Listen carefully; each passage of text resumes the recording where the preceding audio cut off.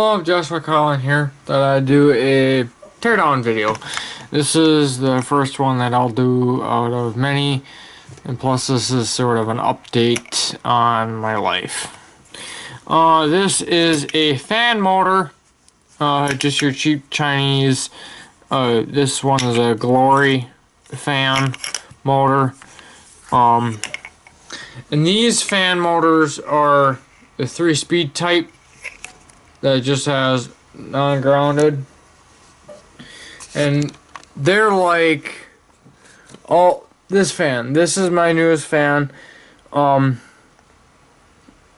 Basically, this is in this motor is in there, and it's in all your box fans and all your other fans that have a 3-speed. This is a induction type motor. You have your hot neutral coming in, like here's your live, here's your neutral. Neutral goes straight through. The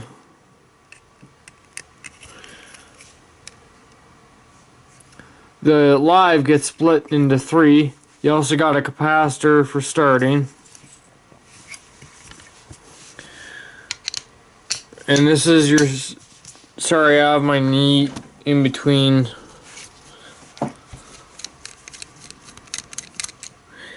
This was in my old fan. It failed due to, we had a power outage and it was still on low. And it just stuck there and just hummed until basically the motors, the bearings, is basically what froze. You got just a simple bushing, oiled bushing. You got a rotor. This is a induction type, and those slots are the sorry, I'm pulling a brain fart, but they're the laminations. Here's your coil, and this is your back that the wires come through. This one has 3 different coils. This is your stator. This is your rotor. And for high speed, all 3 of these, you got 1 set here, 1 set here, and 1 set here. For high speed, all 3 of these are firing. For 2 of them and 1, you just got 1. The capacitor helps start it. Then you got your various connections and your temperature. This motor is no good to me, so you can see that you can see the discoloration. This thing has overheated.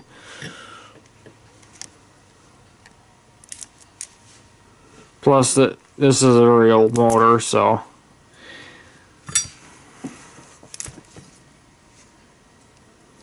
you got, looks like one end of the capacitor's capped off. Then you got, actually no, it's going to one of the windings right here. Sorry if you can't see that, but yeah, and this is probably a fuse. So if the motor ever gets overheated, and it's just a standard. You know, I'd love to take this thing apart, like BigCLive.com on YouTube. I do watch his videos.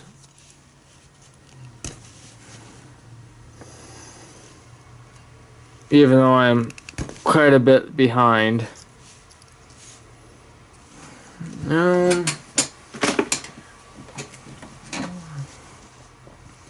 Basically all the control is in this right here. So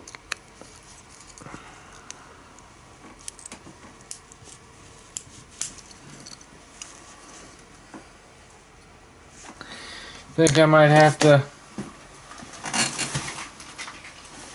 I think one of these times I'll need a spudger. This is a knife that my dad gave me.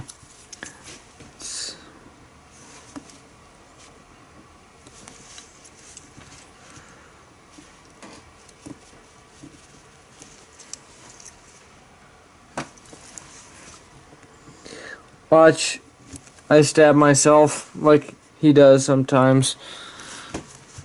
So I think what I'll do is I'll make this a separate video, because I'm trying to keep it short.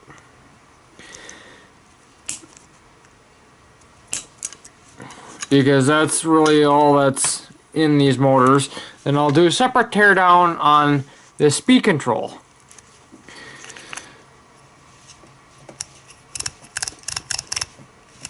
So, yeah, I'll do a separate video on that because I'm already approaching 7 minutes and I want to try and keep these short. My friend Alex, who I helped do the turbo flanges, has a new YouTube channel. He is part of a pulling team, and it's the Black Woods Diggers pulling team. He is planning on doing more videos, so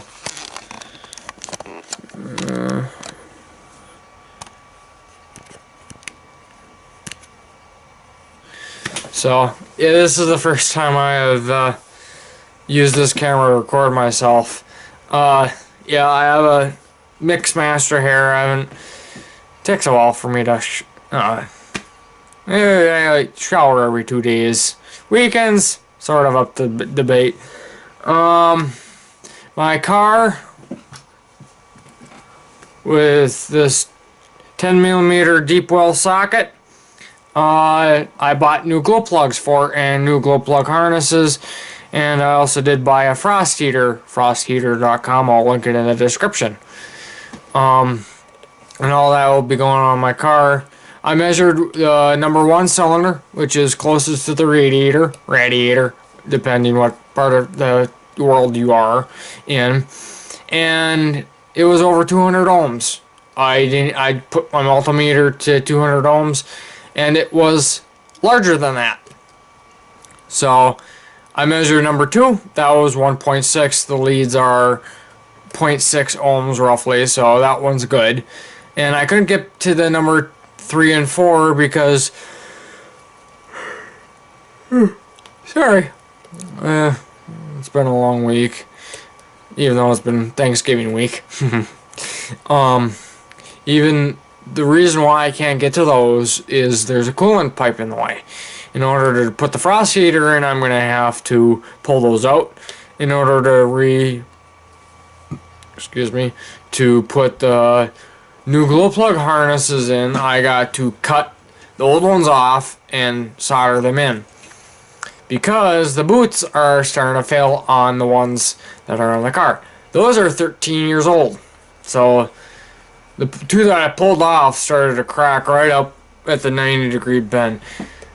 The glow plug harness for a 2005 Volkswagen Passat GLS TDI with the BHW 2.0 liter pump deuce, which is a unit type injector, has what I can describe as spark plug leads for glow plugs, instead of having a one solid molded piece for the glow plugs for the others.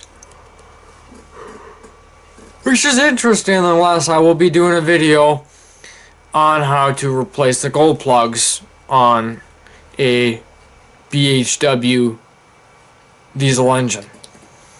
That will be in the next coming weeks. I bought the parts. My glow plug should be here Wednesday. Today is the 24th of November. Hope you guys had a happy Thanksgiving.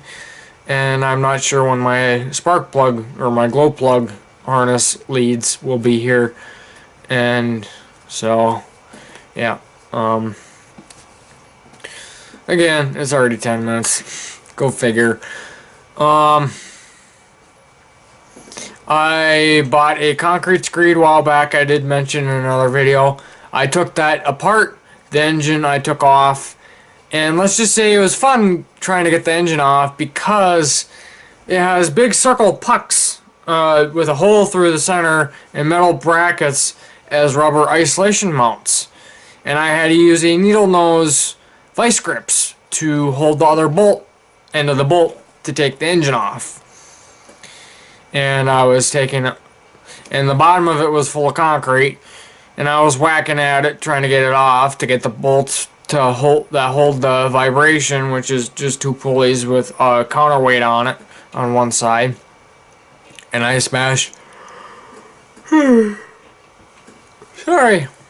I smashed the living daylights out of the threads on that one, so I gotta cut it off so it's down at Makerspace.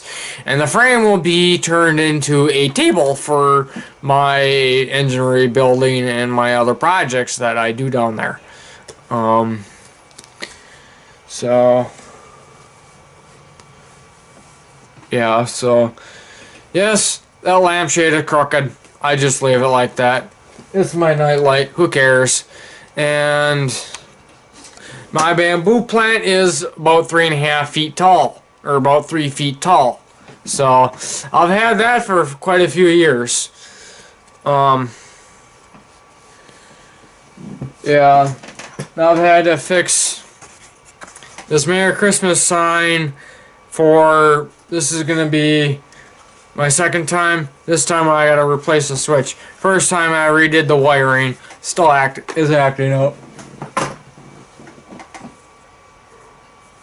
If the switch doesn't fix it, a new resistor is gonna go in.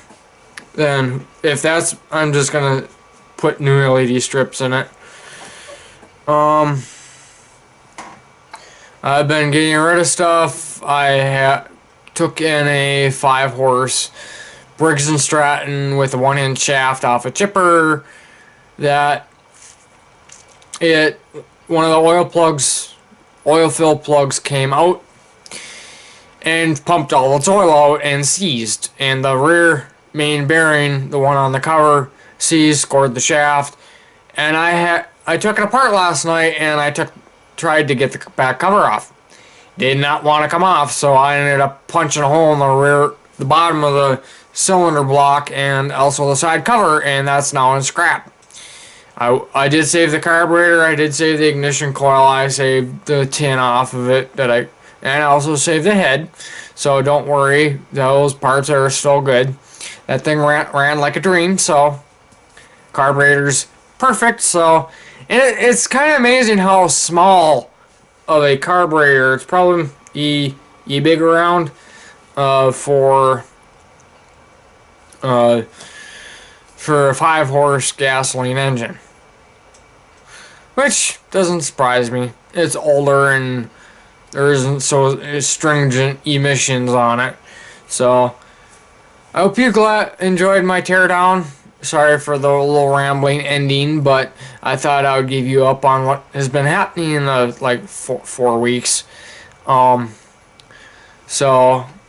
I will be doing more teardowns in the coming future. Not as many, but I will be doing some here and there just to keep my videos coming out every 2 weeks or 3, depending on what I feel like. So thanks for watching. Please comment, rate, and subscribe. And I hope to see you in the next video. And please consider subscribing to my friend Blackwood's Diggers Pulling Team. I will link it in the description. And I hope I see you in the next video. Bye.